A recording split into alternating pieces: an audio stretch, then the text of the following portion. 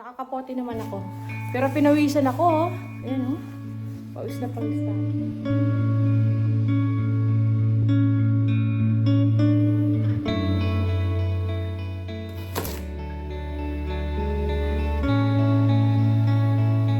So, yan. At least, ito yung ulam natin. Yung... Hello, kabayan! Always think positive! Hello, good morning. Ayan.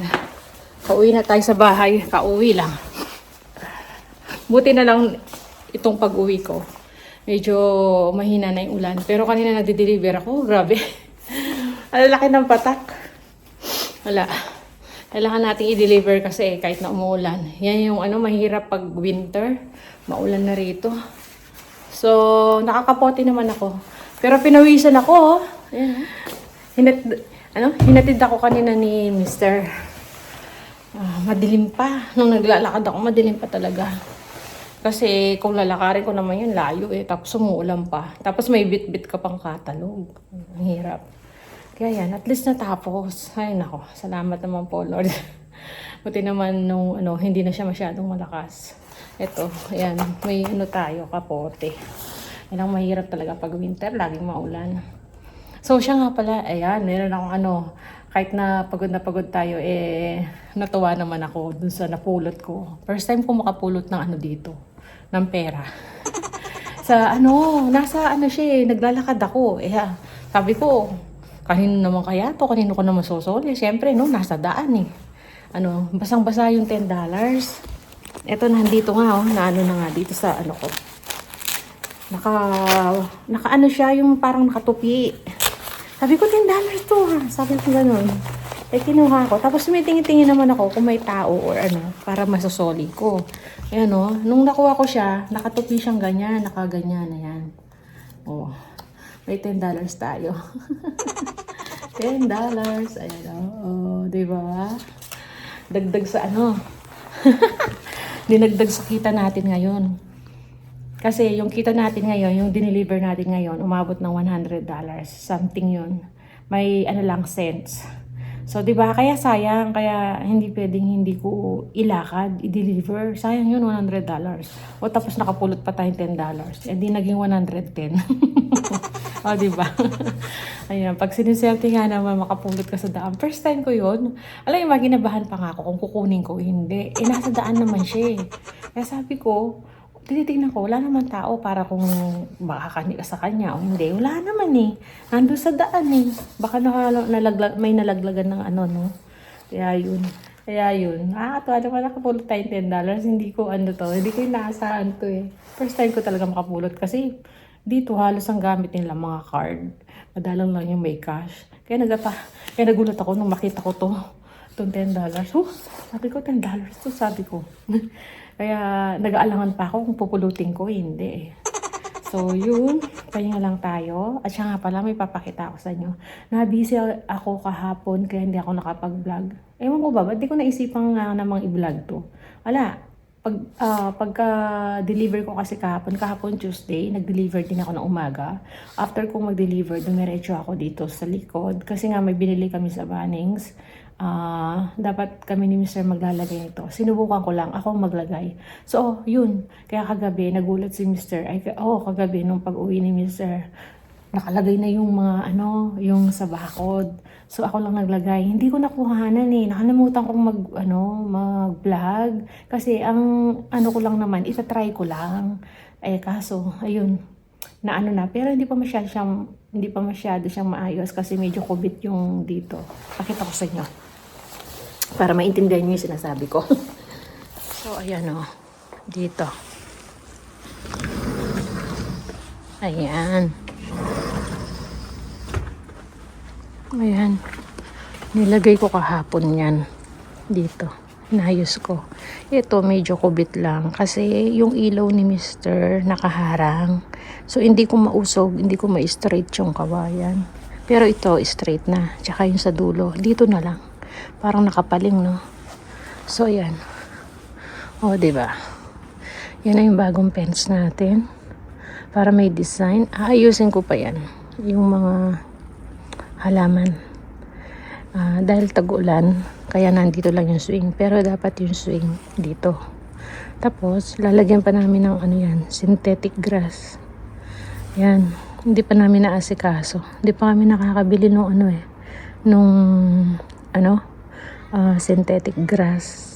Lalagyan namin yan para mas okay. Tapos yung mga halaman, yung mga nakapik sa lupa, lalagyan ko ng ano yan, mga bato, tsaka babakuran ko. So basta, pag ano lang, makikita nyo na lang yan pag naayos. O diba? Yan yung mukha ng ating bakod. So hindi na namin siguro lalagyan. Hindi ko alam kay mister kung lalagyan niya pa. Basta ito dito muna. Yan lang. Aayusin pa namin ni mister. Alisin niya daw yung ilaw para ma-fix namin yung ma-straight to. Kasi nakapaling to. Kasi nga hindi ko siya mahila. So yun. O diba? Hindi namin sa bus. Naglaba ako kahapon. Tingnan nyo. Oh. Ayan. Dami ko labahan, no? Kaso hindi matutuyo. Lakas ng ulan. Tingnan yan. Dilim ng ano. Makulimlim. Lakas ng ulan. So, yun. Pasok na tayo at maglilinis pa ako. So, ayan. Balik tayo. Busy na tayo dito sa ano. Nandito ako ngayon sa kwarto namin. Nilalabas ko yung ibang pang-winter na pambahay, tsaka yung mga pang-alis. So, ito yung mga pang-summer. Yan. Inalis ko na dun sa pagkakahanger. So, yung iba, nailabas ko na, yung mga pang-winter natin. Ayan. Yung iba na isuot ko na dito kasi paunti-unti kumukuha ako. So, ngayon ko lang siya matututukan na ilabas lahat yung mga pambahay na pang winter tsaka yung pang alis. So yun. Ayan o. Pati yung ano. Si Mr. siya na lang kukuha kasi yung sa kanya, alam naman niya kung ano yung gusto niyang isuot. So yung sa akin ito. Tsaka yung mga bata. Kanya-kanya kami ng labas na mga pang winter. So yan. Ang dami nating ililigpit pa. Hindi pa ako nakapaglinis dun sa kusina. Kasi dito muna ako nag-vacuum, nagpunas-punas, naisipan ko, ayusin ko na yung mga yung mga damit. Ito, yung mga pang-summer natin, mga pang-alis to. So, yung mga, kunin natin, yung mga pang-winter natin damit. So, yan, balikan ko kayo ulit mamaya.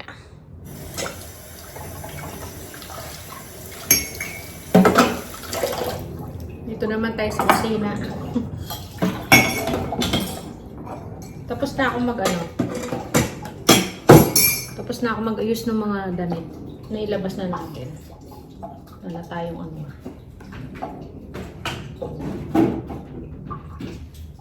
So, hindi pa ako kumakain ito. Nag-ano lang ako. Kumain lang ako ng donut.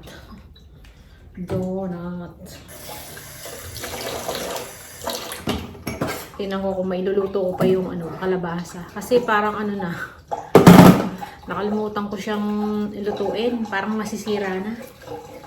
So, check ko mamaya. Hugasan ko lang muna itong mga plato. Yung mga pinag-almusalan nila. Tapos, magluto tayo.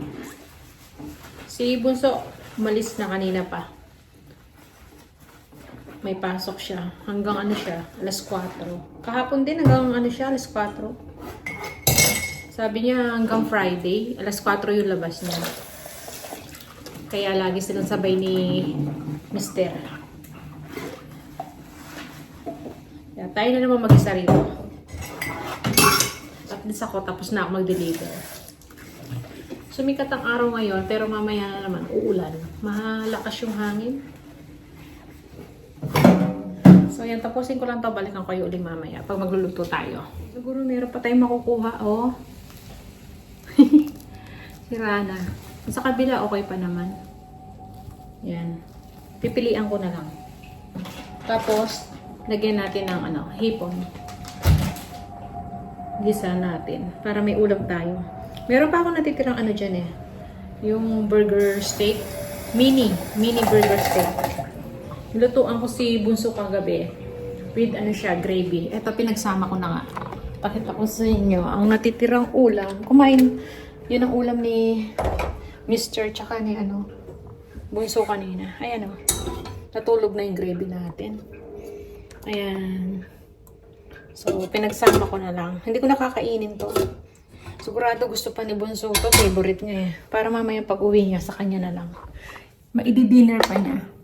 Ako ito na lang kakainin ko. Sayang to eh. Diba? Lutuin natin ginataang kalabasa. Sayang. Nakalimutan ko ito. Nasa sulok pala. Natabunan nung mga kamatis tsaka. Ay. Yun natin dito. Sayang Anin ko na lang to. Pipili. Matigas pa siya eh.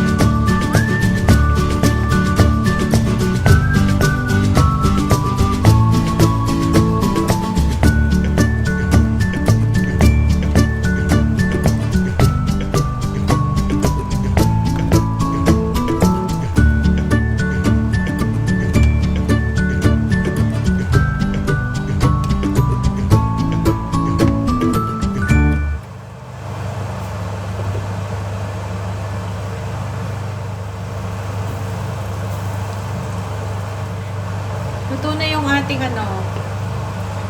ginataang kalabasa. Yan, malambot na So, diba? May ulam na tayo.